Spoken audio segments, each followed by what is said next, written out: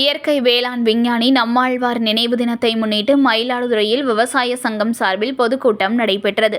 இயற்கை வேளாண் விஞ்ஞானி நம்மாழ்வார் நினைவு தினத்தை முன்னிட்டு மயிலாடுதுறையில் காவிரி டெல்டா பாசனக்காரர் முன்னேற்ற சங்கம் சார்பில் பல்வேறு கோரிக்கைகளை வலியுறுத்தி கவன ஈர்ப்பு பொதுக்கூட்டம் நடைபெற்றது. சங்க தலைவர் குரு கோபி கணேசன் தலைமையில் நடைபெற்ற இந்த ஆர்ப்பாட்டத்தில் விவசாய சங்க நிர்வாகிகள் மற்றும் ஏராளமான விவசாயிகள் கலந்து கொண்டனர். இந்த கூட்டத்தில் மயிலாடுதுறை மாவட்டம் தரங்கம்பாடி தாலுகாவில் 2023ஆம் ஆண்டில் விடுபட்ட 8 கிராமங்களுக்கான வெள்ள நிவாரணத் தொகை 5.86 கோடி ரூபாய், 2024ஆம் ஆண்டு ஜனவரி மாதம் பெய்த கனமழையால் பாதிக்கப்பட்ட 9,252 விவசாயிகளுக்கு 10.82 கோடி ரூபாய், உளுந்து பயிர்களுக்கான காப்பீடு தொகை 13.90 கோடி ரூபாய் ஆகியவற்றை வழங்கிய அரசுக்கு நன்றி தெரிவித்தும், நிகழாண்டில் கனமழையால் பாதிக்கப்பட்ட பயிர்களுக்கு அறிவிக்கப்பட்ட இழப்பீட்டுத் தொகையை விரைந்து வழங்கவும் வலியுறுத்தப்பட்டது.